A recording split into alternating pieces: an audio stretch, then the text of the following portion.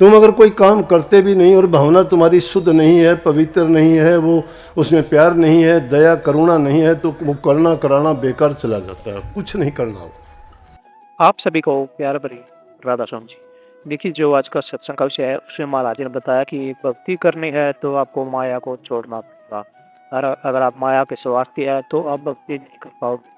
भक्ति के लिए आपको अपने मन को पवित्र करना पड़ेगा और मन को गुरु के चरणों में लगाना पड़ेगा। और साथ ही सतगुरु महाराज जी ने बताया कि जो इंसान गुरु के दर्शन करता है उस व्यक्ति के पाप कर्म घट जाते हैं और उस व्यक्ति के जीवन में सद्बुद्धि आ जाती है। साथ ही सतगुरु महाराज ने बताया कि जो व्यक्ति बुरे कर्म करेगा, जो व्यक्ति दूसरों के साथ न्याय करेगा, दूसरों को अत्याचार करेगा और काली कमाई करेगा, पाप कमाई करेगा, उस व्यक्ति का घर परिवार बर्बाद हो जाता है। उसके घर परिवार ना सुख से आती और ना ही जीवन में कभी सुख से। और साथ ही सतगुरु महाराज ने बहुत प्यार भरी बातें सत्संग में बताई है। तो चलिए आपका कीमती समय सत्संग को शुरू करते हैं। कृपया सत्संग को पूरा सुनकर पुण्य भागीदार हो। राधा। कहानी अनेक प्रकार की है, पहले भी बताई गई है, आम कहावत है अपने यहाँ, लेकिन मुख्य करके यही बात है कि उन कहानियों में भी यही बात दर्शाई गई है कि बहन भी अपना दायित्व समझती है कि उसके भाई पर कोई किसी प्रकार की विपदा आए, कोई किसी प्रकार की परेशानी हो तो उसमें उसकी परेशानी को वो स्वयं झेल लेगी, लेकिन भाई को वो हर प्रकार से सुखी रखना और देखना चाहेगी। दूसरी बात, भाई और बहन का रिश्ता इतना अटूट और इतना अच्छा है।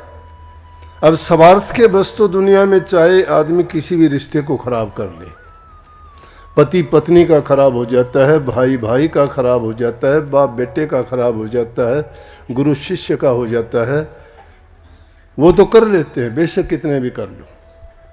लेकिन भाई बहन का रिश्ता खराब नहीं होता कभी भी। भाई भी बहन को उतना ही प्यार करता है और सबसे बड़ा रिश्ता भी यही है। आम अपने कहावत में यह है कि पति अगर गुजर जाता है तो पति तो दूसरा भी हो सकता है, लेकिन अगर किसी का भाई गुजर जाता है, भाई दूसरा नहीं हो सकता। इसलिए भाई जैसा प्यार बहन का कभी होता नहीं। इसमें कितने भी कहानी, आम प्रचलन की कहानी है।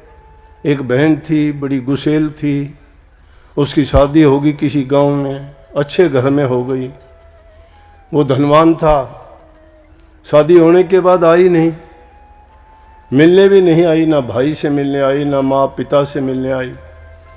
भाई कहने लगा कि मैं उससे, मेरी बहन से मिल के आऊँगा। उसकी माँ कहने लगी वो गुस्सेल है, और उस गुस्से के कारण वो आज तक अपने घर नहीं आई। वो धनवान बन गई, दूसरे बड़े घर में जाने के बाद अपने से बात नहीं करेगी, हम गरीब हैं। बोला कोई नहीं, मैं तो जाऊंगा। कहानी रोचक है, बहुत अच्छी लगती है, लेकिन आम कहावत में है। परंतु आजकल तो इतना टाइम है नहीं लोगों के पास उन कहानियों को देखे, सुने या उनके महत्व को समझे। क्या है उस कहानी में? मिलने के लिए जाता है तो कहते हैं रास्ते में अनेक बाधाएं होती हैं। उसकी माँ ने उसको कुछ पैसे दे दिए, उस टाइम में कह दिया चांदी का सोने का सिक्का दे दिया कि तेरी बहन को दे देना। जाती है तो शुरू में ही नदी आ गई रास्ते में, बोली कि मैं तुझे निकलने नहीं दूंगी, तुझे डुबाऊंगी। बोला मैं मेरी बहन से मिलने जा रहा हूँ, आज भैया दूज है। भैया दूज के दिन बहन भाई को तिलक करती है, धागा बांधती है, मिठाई खिलाती है और दुआ करती है मेरे भाई की लंबी आयु हो, अच्छा स्वास्थ्य रहे, निरोग रहे, इसको किसी प्रकार की कोई दिक्कत ना हो जीवन में, ये दीर्घायु जिए। मैं बहन से मिल के आऊँगा, आती बार मुझे तुम डबो देना। वहाँ से निकले तो सांप मिल गया। बोला मैं डसूँगा। बोला भाई अब नहीं, आती बार डस लेना, अब तो मेरी बहन मैं से मिलने जा रहा हूँ।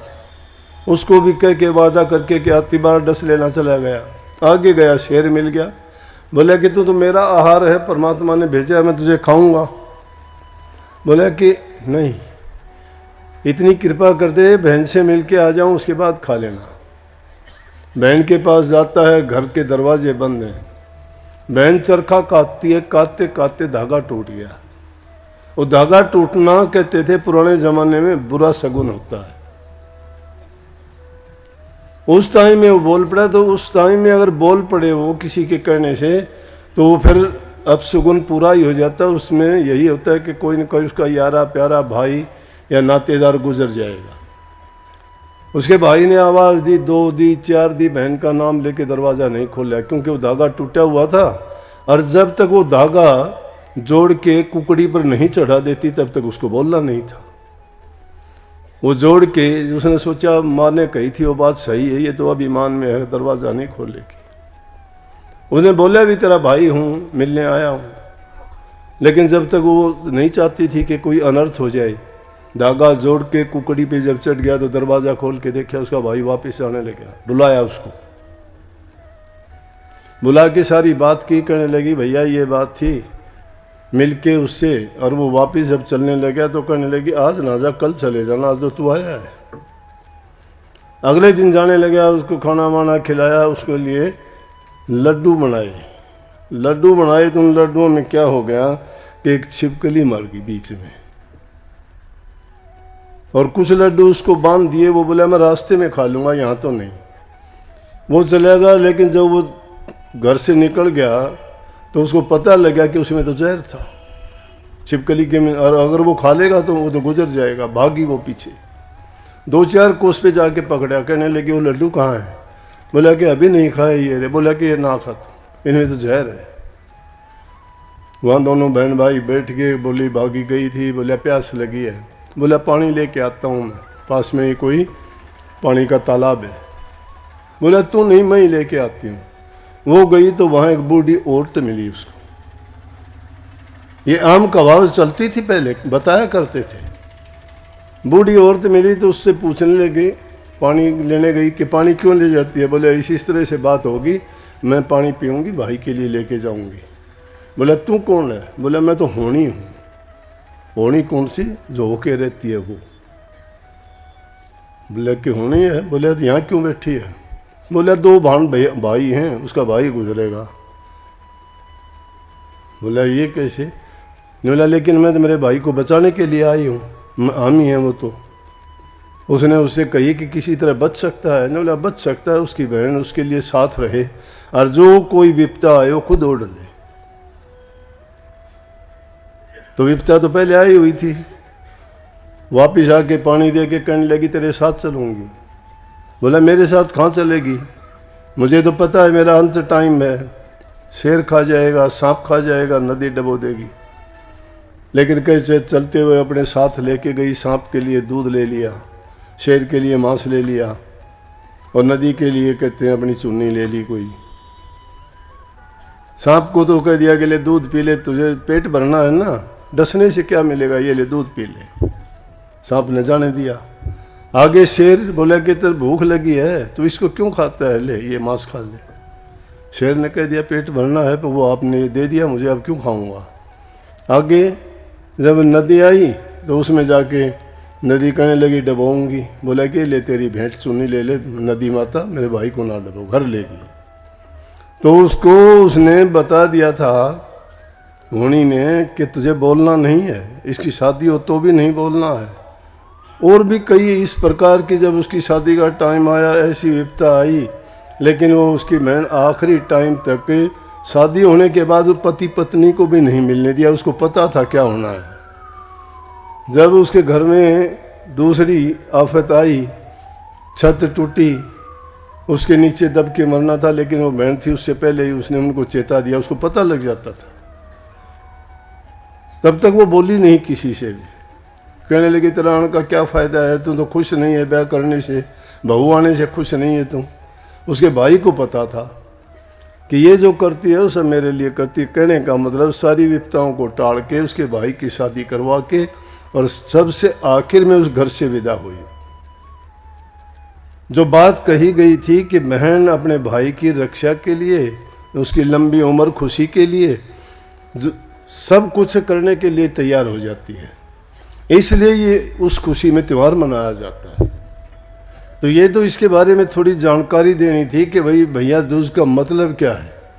हमारे त्यौहार बहुत अच्छे हैं, उनका बड़ा महत्व है। उनसे शिक्षा ले तो आदमी बहुत से परेशानियों से बच जाता है। दिल के अंदर उनको एक ऐसी भावना पैदा हो जाती है कि जो चीज़ खत्म होने वाली हो वो पुनः जुड़ जाती है। और सबसे बड़ा नाता एक ही है दुनिया में, प्यार का। प्यार सब दुखों की दवा है। एक आदमी परेशान है, परेशानी में अगर तुम उसको कोई भी थोड़ी सी भी अच्छी बात भी कहोगे तो भी उसको तकलीफ होती है, लेकिन उसी बात के समय या परेशानी के समय उससे मिल बैठ के शांति से अगर अच्छी बात करते हो, अच्छी बात उसकी बुद्धि को, विचारों को सुधार देती है, बना देती है। और जो ऐसे वक्त में किसी की बुद्धि और विचारों को सुधार देता है वो गुरु कहलाता है। गुरु का मतलब ज्ञान देना है, समझ देना है। और उस घड़ी में, जिस घड़ी में वो घटना घटती है, उसमें किसी न किसी तरह से अगर तुम बच जाओ या किसी को बचा दो तो लंबा जीवन जीते हो, दुर्घटना का समय गुजर जाता है। अच्छे और नेक काम करने का परिणाम हमेशा नेक और अच्छा ही होता है, बुरा करने का नहीं, लेकिन करना चाहिए मन की भावनाओं से। तुम अगर कोई काम करते भी नहीं और भावना तुम्हारी शुद्ध नहीं है, पवित्र नहीं है, वो उसमें प्यार नहीं है, दया करुणा नहीं है, तो वो करना कराना बेकार चला जाता है, कुछ नहीं करना हो। अगर शांति से प्यार से करते हो वो चीज़ आपको 1000 गुना फायदा देती है। अगर वही काम भी करते हो, आदमी कई बार ऐसे हालात में होता है, अपने ही रघुकुल में ही राजा अजय हुआ है, बड़ा दानी था, प्रजा पालक था, न्यायप्रिय था, हर प्रकार से प्रजा के हित करने वाला था, गरीब दुखी जो भी आता था सबकी सुनता, सबको न्याय देता था, लोग बड़े सुखी थे। रघुकुल के जितने भी राजा हुए हैं उनके सबके इतिहास भरे पड़े हैं, बड़े प्रतापी राजा हुए। प्रतापी कोई भी हो सकता है, संत महात्मा फकीर, नेक इंसानों की बड़ाई क्यों होती है? उन्होंने नेक काम किए, नेकी के कारण उनके नाम लिए जाते हैं, उनके गुणों का गुणगान किया जाता है। नेकी के रास्ते पे चलने वाले को हमेशा मान सम्मान इज्जत मिलती है, वो जाने के बाद भी अपने नाम को अमर करके चला जाता है। ये तो बात संसारी चीज़ों की है, लेकिन इनके साथ साथ उस अमृत रूपी नाम का अगर सुमन किया जाए, भजन किया जाए, तो प्रभु के गुण उनमें आते हैं। परमात्मा के गुणों का तो बखान ही नहीं किया जाता कि एक दो गुण तो नहीं है, उसके तो लाखों हजारों करोड़ों गिनती नहीं कोई भी। सबके सब जितने भी गुण देखो, लेकिन हम अपने कर्म के अनुसार उन गुणों को भी अवगुण में बदल देते हैं।